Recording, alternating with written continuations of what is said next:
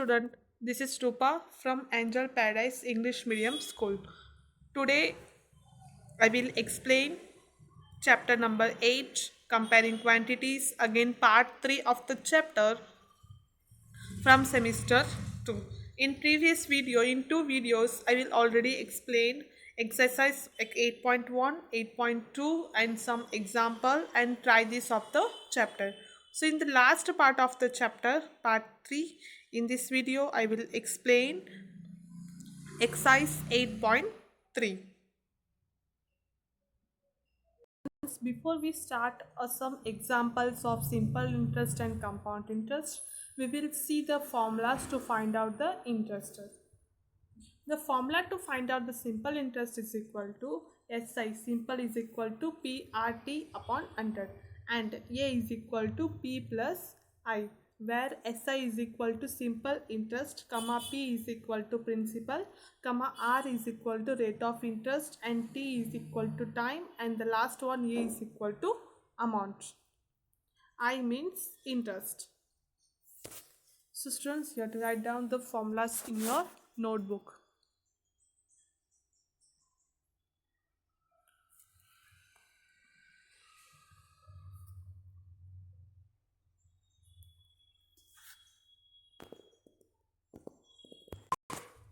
Next formula to find the compound interest.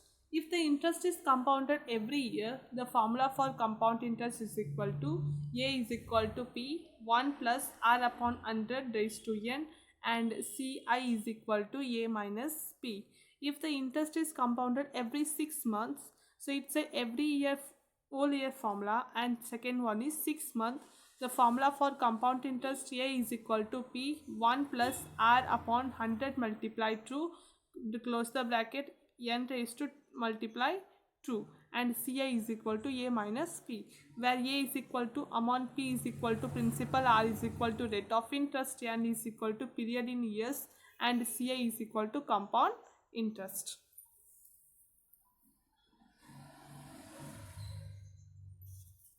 So students, both the formulas you have to write down in your notebook. So now we will start some examples and try this of simple interest and compound interest.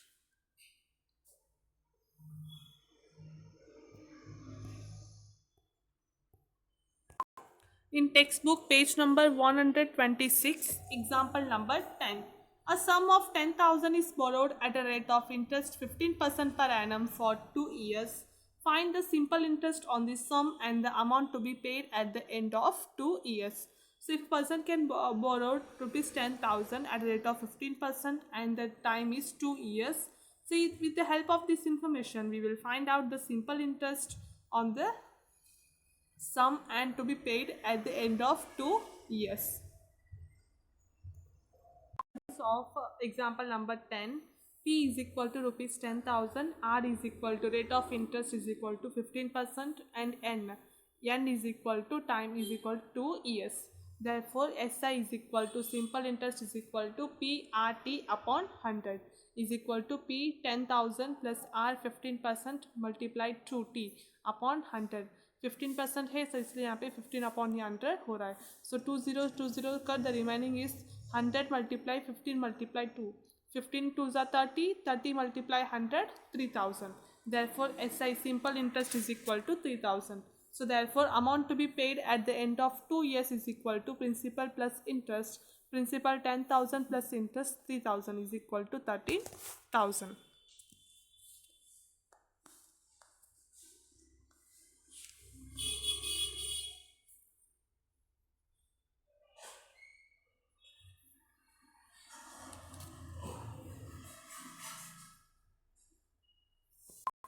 Next, try this. Find interest and amount to be paid on 15,000 at 5% per annum after 2 years. So same method जैसे मैंने आपको example number 10 explanations किया है, वही method से SI is equal to PRT upon 100, P 15,000, R 5% and N 2 years, वही method के साथ आपको फॉर्मूलास लिख के आंसर फाइंड आउट करना है.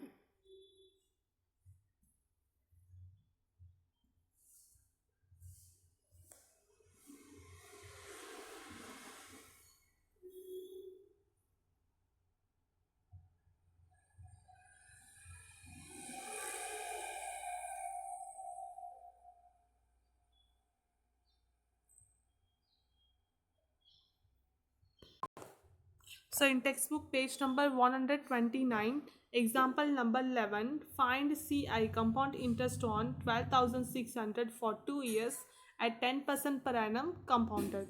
So first principal is equal to 12,600, R is equal to 10% and number of years is equal to 2. So formula A is equal to P bracket 1 plus R upon 100 raised to N is equal to rupees P 12,600 bracket 1 plus R 10%. 10% means 10 upon 100 close the bracket raised to 2. So ये जो यहाँ पे answer लिखा है वो आपको नीचे लिखना है. So 12,600 bracket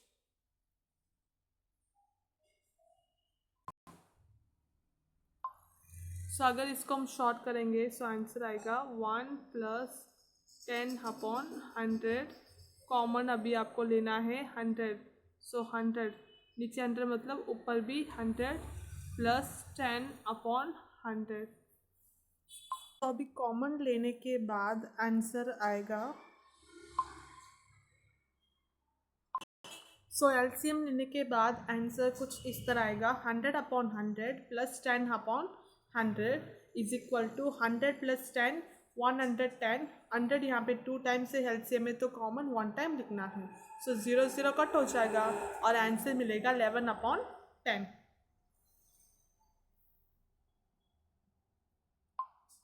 so is equal to rupees 12,600 bracket 11 upon 10 raise to 2.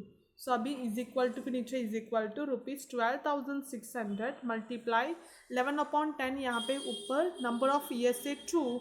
So 2 times आपको सेपरेट करके लिखना होगा. 11 अपॉन 10 मल्टीप्लाई 11 अपॉन 10.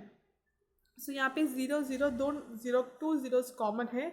सो ऊपर भी हम 0 के साथ उसको कट कर सकते हैं. 0 0 कट 1 2 कट. तो अभी आंसर होगा 126 multiply 11 multiply 11. So is equal to rupees 15,246. Answer आपको लास्ट में आएगा ये. So therefore C I compound interest is equal to A minus P is equal to A rupees 15,246 minus P principal 12,600 is equal to the remaining answer is rupees 2,646.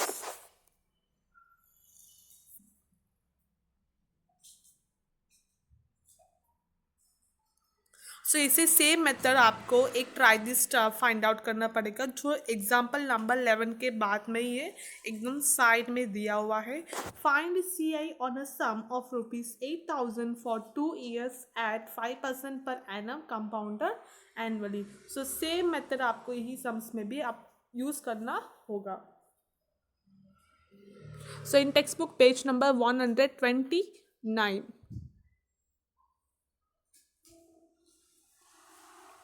So next topic 8.8 rate compounded annually or half yearly. Half yearly means semi annually. So rate compounded find out करना है. annually means all year के लिए और half yearly means half of year मतलब 6 month के एक बार find out करना होगा. So ऐसे examples अभी हम देखते हैं. next example.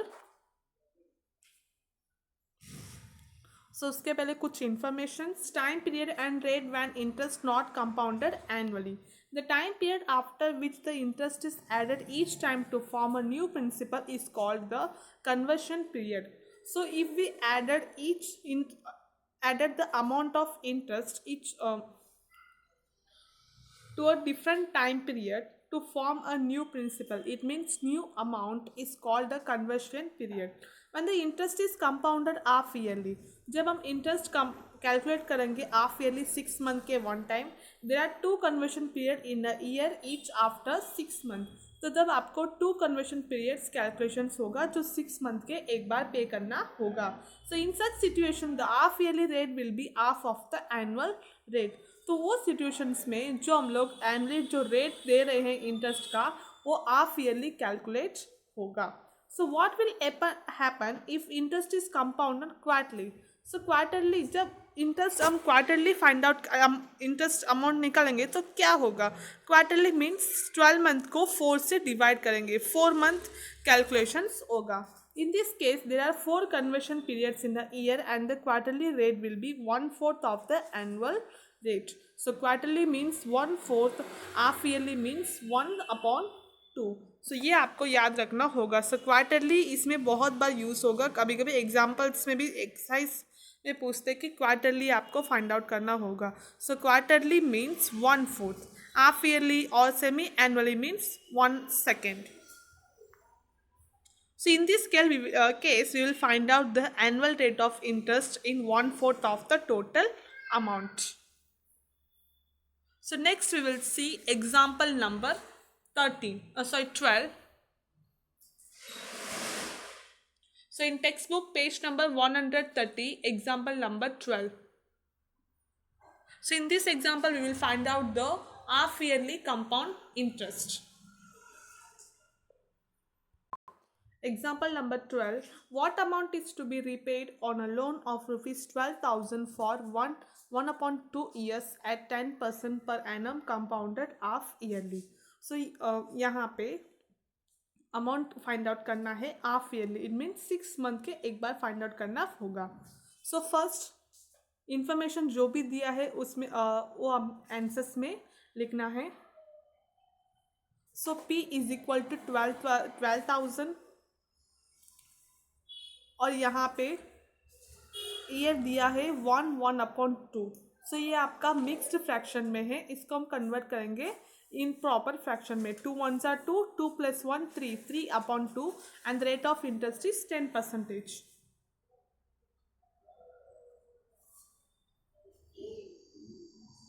So first principal for first 6 months is equal to rupees 12,000. There are 3 half years in 1/2 years. So here we calculate 3 half years in 3/2 years. Therefore compounding has to be done 3 times. अगर इसको हम mixed fraction को improper में convert करेंगे सो 2 1s are 2, 2 + 1 3/2 आपको answer मिलेगा. सो हम उसका इंटरेस्टिंग फाइंड आउट करने के लिए 3 टाइम्स ले सकते हैं. Rate of interest is equal to half. Old year के लिए 10% है. सो हाफ ईयर के लिए 5% यहाँ पे कैलकुलेट करेंगे. So therefore A is equal to P 1 + R/100 N is equal to P 12,000 bracket 1 + R हमारा 5% है. 5/100 3 टाइम्स.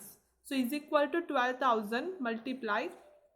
सो अगर अभी इसमें एलसीएम निकालेंगे तो एलसीएम इस तरह निकाल सकते हैं. यहाँ पे 100 यहाँ पे है और यहाँ पे भी हमको एलसीएम 100 आना चाहिए. सो 100/100 नीचे 100 मतलब ऊपर भी आपको 100 मिलेगा. प्लस 5/100 इज इक्वल टू 105/100 होगा यहाँ पे. सो अगर इसको हम शॉर्ट करेंगे सो 5 2s are 10 0, 5 2s are 10, 5 1s are 5. So answer 21/20. सो इस तरह एलसीएम निकाल के बाद में उसको शॉर्ट करेंगे. सो फाइनल आंसर होगा 21/20. So is equal to 12,000 multiplied 21/20 multiplied 21/20 multiplied 21/20. So अभी फर्स्ट हम 0 सब में कट कर सकते हैं. 1 2 3 1 2 3.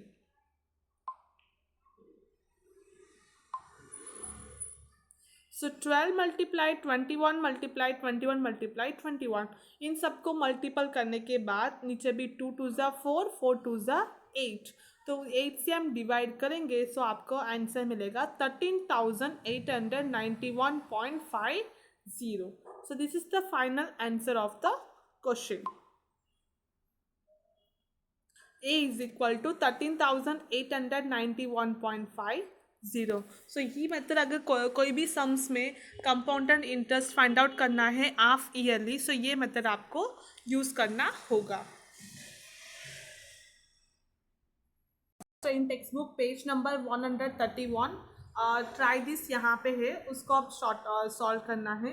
Eight the end of 2 years 1 rupees 2400 at 5% per annum compounded annually. सो यहाँ पे एनुअल का फाइंड आउट करना है. So T 2400, N 2 years and plus R is equal to 5%. Formula आपको पुट आउट करना पड़ेगा. ये is equal to P bracket 1 plus R upon 100 close the bracket raise to N. So ये वाला formulas मैं आपको ऑलरेडी एक्सप्लेनेशंस कर चुकी हूँ, तो वही फॉर्मूला रख के आपको सम्स फाइंड आउट करना है. So next question number 2. At the end of 1 year, rupees 1800 at 8% per annum compounded quarterly. So quarterly means उसमें आपको P का value same P is equal to rupees 1800. R is equal to 8% आपको नहीं रखना है, 8/4, क्योंकि यहाँ पे क्वार्टरली दिया हुआ है. सो इसलिए रेट ऑफ इंटरेस्ट को 4 से डिवाइड करेंगे. सो 8/4 इज इक्वल टू 2% यहाँ पे रखना है. So rate of interest is equal to 2% and N जो हम टाइम्स रख रहे हैं, एन भी आपका 4 रखना है. सो 1 ईयर और उसके साथ 4 क्वार्टरली का है. सो 4 आपको एन का वैल्यू होगा. सो सेम टू सेम ये is equal to P bracket 1 plus R upon 100 close the bracket raise to N. So again I will repeat the information of question number 2. P is equal to 1800, R is equal to 8% upon 4 is equal to 2% and N is equal to 4 years. So next example number 14 in textbook page number 132. The population of a city was 20,000 in the year 1997. So in 1997 the population of a city was 20,000. It increased at the rate of 5% per annum. Per annum it will be increased at the rate of 5%. Find the population at the end of the year 2000. So in that at the end of 2000 the population, we will find out the example number 40. So first we will write the informations, whatever informations are there in the question. The population of a city was 20,000 in the year 1997 at increased 5% per annum.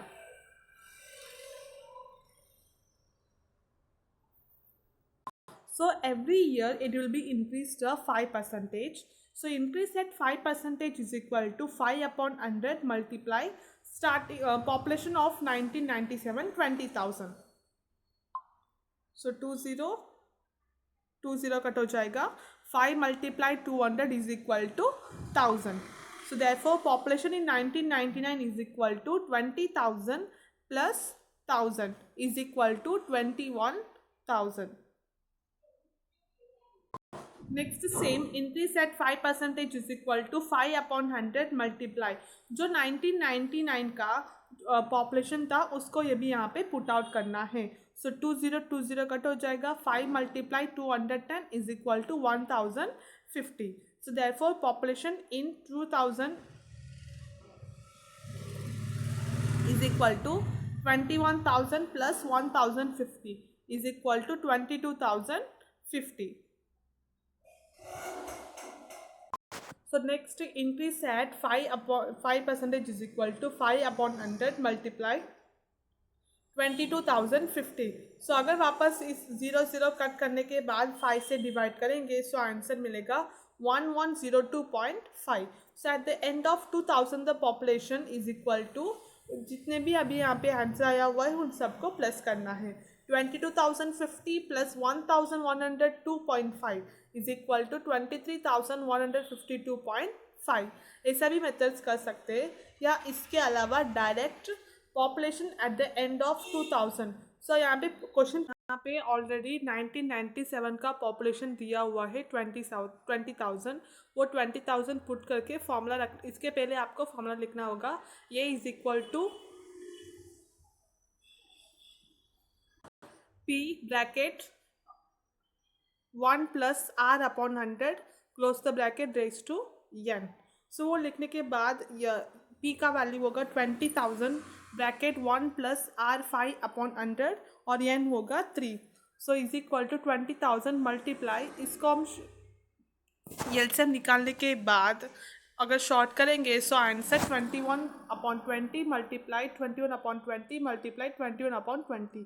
यहाँ पे 3 times इसके लिखा हुआ है क्योंकि N का value 3 है। सो अभी सब कुछ कट करने के बाद मल्टीपल करने के बाद डिवाइड करेंगे सो आंसर होगा 23,152.5। सो अगर प्रॉपर एस्टिमेशन वैल्यू पॉपुलेशन हमको चाहिए, पॉइंट के बाद जितने भी नंबर्स है अगर वो 5 के ऊपर है सो पॉइंट के पहले में 1 नंबर ऐड कर देंगे। तो सपोज यहाँ पे पॉइंट के बाद 5 है, 5 या उसके ऊपर अगर नंबर है सो आंसर को ओल्ड नंबर में प्रॉपरली कन्वर्ट करना है सो पॉइंट के पहले 1 नंबर ऐड कर देंगे। अगर पॉइंट के 5 के अंदर होगा जैसे 4 3 2 1 होगा सो पॉइंट के पहले उसको 1 नंबर ऐड नहीं कर सकते। अगर 5 या 5 के पहले है पॉइंट के बाद तो पॉइंट के पहले 1 नंबर ऐड करके उसको ओल्ड नंबर कन्वर्ट कर सकते हैं। So therefore in 2000 the estimated population is equal to 23,153। अब ये पॉपुलेशन सब हम कुछ ओल्ड नंबर में चाहिए बट यहाँ पे आया हुआ है पॉइंट में, तो इसके लिए पॉइंट के बाद जो नंबर है उसके हिसाब से उसको हम ओल्ड नंबर कन्वर्ट कर सकते हैं। तो अगर यहाँ पे पॉइंट के बाद 5 या 4 3 अगर ऐसा है तो आपको डायरेक्ट लिखना है 23,152 वैसे ही लिख देना है। So next in textbook page number 133, example number 15. A TV was bought at a price of rupees 21,000. After 1 year the value of the TV was depreciated by 5%. Depreciated means depreciation होना जो कम बोलते हैं, decreased. Depreciation means reduction of value due to usage and age of the item. So जिसे हम use करते थे या उसके एज ऑफ द आइटम के हिसाब से डेप्रिसिएशन कैलकुलेशंस होगा। डेप्रिसिएशन मीन्स रिडक्शंस होना। Find the value of the TV after 1 year. So आपको भी आफ्टर 1 ईयर के बाद जो टीवी का वैल्यू क्या है वो आपको फाइंड आउट करना है। So principal P original price of the TV is equal to ₹21,000 and reduction depreciation is equal to 5%। So क्या करना है 21,000 मल्टीप्लाई 5 मल्टीप्लाई 1 क्योंकि यहाँ पे 1 ईयर का पूछा हुआ है अपॉन 100%। 5% means upon 100। 20 कट हो जाएगा 210 मल्टीप्लाई 5 करेंगे आंसर आएगा ₹1,550। So value at the end of 1 year is equal to 21,000 minus 150 is equal to 19,950। So इसमें 2 मेथड दिया हुआ है, हम इसमें एक ही मेथड यूज़ करते हैं जो इजी मेथड है। ये है आपका इजी मेथड होगा, डेप्रिसिएशन डायरेक्ट फाइंड आउट करना है। सो ये मेथड आप लोग को फॉलो करना है।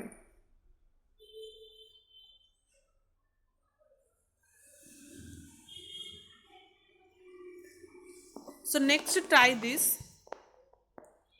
A machinery worth rupees 10,500 depreciated by 5%. Find its value after 1 year. Same example number 15 की तरह आपको ये फाइंड आउट करना है। सो 10,500 मल्टीप्लाई 5 मल्टीप्लाई 1 अपॉन 100 क्योंकि यहाँ पे 1 ईयर पूछा हुआ है। जितने ईयर पूछते हैं उतने ईयर उसके साथ डिप्रिसिएशन के साथ आपको मल्टीपल करना है।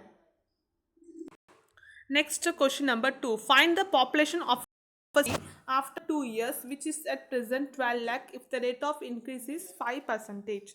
तो सेम टू सेम ए भी आपको एग्जाम्पल नंबर 14 की तरफ फाइंड आउट करना है। Exercise 8.3 in textbook page number 133। Question number 1 calculate the amount and compound interest. So इसमें आपको अमाउंट ये भी फाइंड आउट करना है और उसके साथ कंपाउंड इंटरेस्ट भी फाइंड आउट करना है। सो फर्स्ट वी विल ये फाइंड आउट करने के बाद लास्ट में compound interest formula is equal to A minus P, it means amount minus principal, वो आपको लास्ट में माइनस करके answer compound interest find out करना है। सो फर्स्ट क्वेश्चन में एनुअली फाइंड आउट करना है, सेकेंड में भी एनुअल, थर्ड में हाफ ईयरली। इट मीन्स जितने भी इंफॉर्मेशन से वो हम आंसर में अभी लिखेंगे। Population in 2003 is equal to 54,000। So ये is equal to 54,000, R is equal to 5%। T is equal to 2 years, क्योंकि 2003 का पॉपुलेशन पूछा हुआ है और यहाँ पे 2003 का पॉपुलेशन का इंफॉर्मेशन दिया हुआ है और क्वेश्चन में पूछा है 2001 का पॉपुलेशन।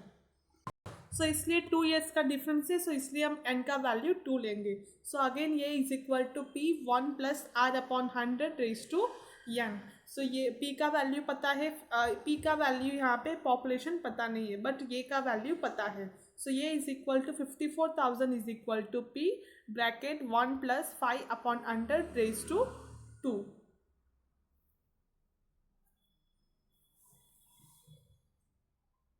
सो एज यूजल जैसे आप ब्रैकेट के अंदर जो भी 1 प्लस आर का इंफॉर्मेशन देने के बाद एलसीएम निकालने के बाद जैसे फाइंड आउट करते हैं वैसे ही इसका भी कैलकुलेट करना है, बट थोड़ा सा डिफरेंस मेथड अलग होगा। So therefore 54,000 is equal to p, same to same पहले एलसीएम निकालना है। 100 एलसीएम में होगा, नीचे 100 मतलब ऊपर भी 100 है, 100 को 1 के साथ मल्टीपल करेंगे तो 100 आएगा। सो 100 अपॉन 100 प्लस 5 अपॉन 100। सो 100 प्लस 5 105 हो जाएगा। यहाँ पे 2 टाइम्स 100 है तो 1 टाइम कॉमन लिखना है। So p bracket 105 upon 100 raise to 2।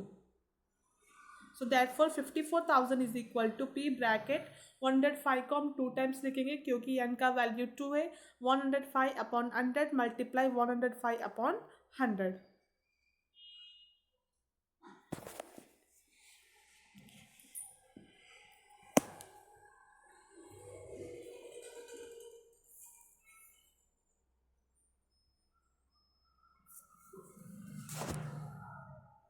So next therefore p is equal to 54, p opposite में हो जाएगा 54,000 मल्टीप्लाई 100 अपॉन 105 मल्टीप्लाई 100 अपॉन 105, क्योंकि अभी हमने जब इसमें ऑपोजिट इफेक्ट होने के वजह से हम लोग जो इक्वल टू के बाद है उसको ऑपोजिट में उल्ट अप एंड डाउन में कन्वर्ट कर दिए। जो ऊपर है वो नीचे आ जाएगा और नीचे जो है ऊपर चल जाएगा।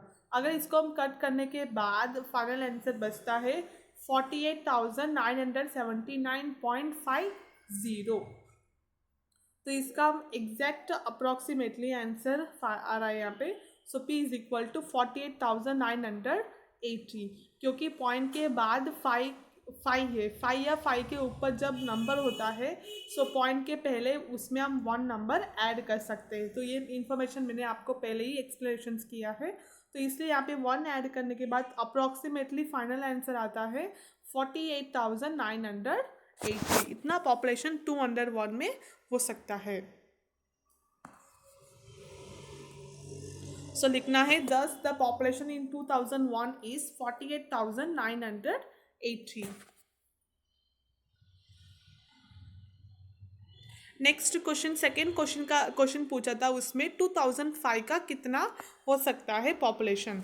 सो वैसे ही same to same p is equal to 54,000, r is equal to 5%, n is equal to 2, क्योंकि 2003 का इसमें पॉपुलेशन था 54,000 और हमको पूछा है 2005। सो 2 years का डिफरेंस है, तो सेम टू सेम यही मेथड आपको इसमें भी फॉलो करना है।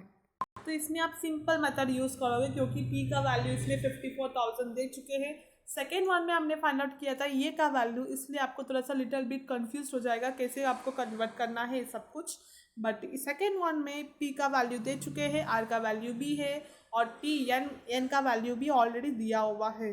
So direct formula put out करके आपको ये का वैल्यू फाइंड आउट करना है। सिंपल मेथड आपको इसमें यूज़ करना है, कोई प्रॉब्लम नहीं है, कोई हार्ड भी नहीं है, इजी से आप लोग आंसर्स लेके आ सकते हैं। Next last question of the chapter, question number 12। A scooter was bought at ₹42,000. Its value depreciated at the rate of 8% per annum. Find its value after 1 year. So in this question we have to find out the value after 1 year. So first we will write whatever informations are in the questions we have to copy in the answer. CP. Cost price of a scooter is equal to ₹42,000. It means P principal is equal to 42,000 and the next one is rate of interest is equal to 8%. Then last one is we have to get the informations of t. T means n is equal to 1. So 1 is already in the question. We have to find out after 1 year. I have already explained the same types of sum in example number 15. तो मैंने आपको example number 15 already explain कर चुकी हूँ. वही method से आपको question number 12 भी फाइंड आउट करना है. Answer simple method find out करना है. सो 42,000 का डायरेक्ट आप 8% निकालेंगे तो आंसर आ जाएगा. निकालने के बाद उसमें जो आंसर आएगा सो वो आंसर को क्वेश्चन 40p से माइनस करना है. सो आपको 1 ईयर का अमाउंट मिल जाएगा. सो स्टूडेंट्स आई होप कि आपको चैप्टर समझ में आया होगा. सो जो इसमें जो भी एक्सरसाइज स्टाइलीज एंड क्वेश्चन एग्जाम्पल सम्स मैंने आपको एक्सप्लेनेशंस किया है. सो आपको नोटबुक में कॉपी करना होगा CW के नोटबुक में. सो आपको सेकेंड सेमेस्टर स्टार्ट होता है चैप्टर नंबर 8 से. तो उसके एक या आपके जो भी CW नोटबुक में पेपर होगा तो उसमें 2 पेपर्स छोड़ के सेमेस्टर 2 लिख के न्यू चैप्टर नंबर 8 आपको स्टार्ट करना है. So thank you.